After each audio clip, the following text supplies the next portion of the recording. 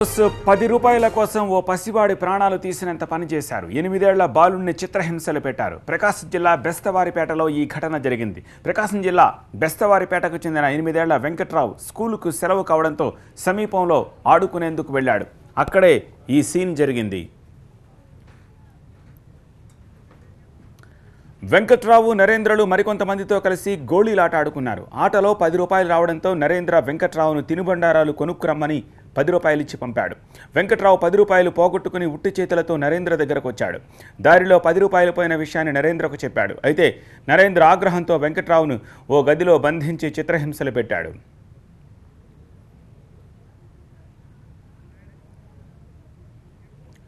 Cycle ట్యూబ్తో కొట్టడమే కాకుండా సిగరెట్లతో కాల్చాడు. ఒక రోజంతా గదిలో ఉంచి చిత్రహింసలకు గురి చేయడంతో వెంకట్రావు స్పృహ కోల్పోయాడు. దీంతో నరేంద్ర వెంకట్రావును ఊరి చివర వదిలి పారిపోయాడు. గాయాలతో ఉన్న బాలుడిని చూసిన స్థానికులు తల్లిదండ్రులకు సమాచారం ఇచ్చి బాలుడిని ఆసుపత్రికి పంపారు.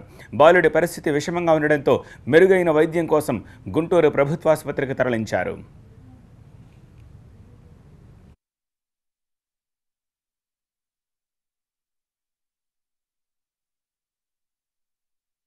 పిల్లోడు గోళీలాట ఆడితే రూ. 10 వచ్చినాయంట సార్. రూ. 10 వస్తే ఆ రూ. 10 కొనుక్కొని రమ్మంటే ఇడు కొనుక్కొని తిన్నాడంట సార్. వాళ్ళు పెట్టకుండా తిన్నాడని ఆ రూ. 10 కోసం వాడిని ఇంట్లో మగ్గేసి ఆ కైని అదంతా నోట్లో పోసి కుక్కి వాడిని మన సోయ లేకుండా పడిపోయి వాడు ఇష్టం వచ్చినట్టు చేసింది సార్. కత్తులతో పొడిచి ఆ బెల్లము ఈ వాత ఒళ్ళంతా గుల్ల అయిపోయింది సార్.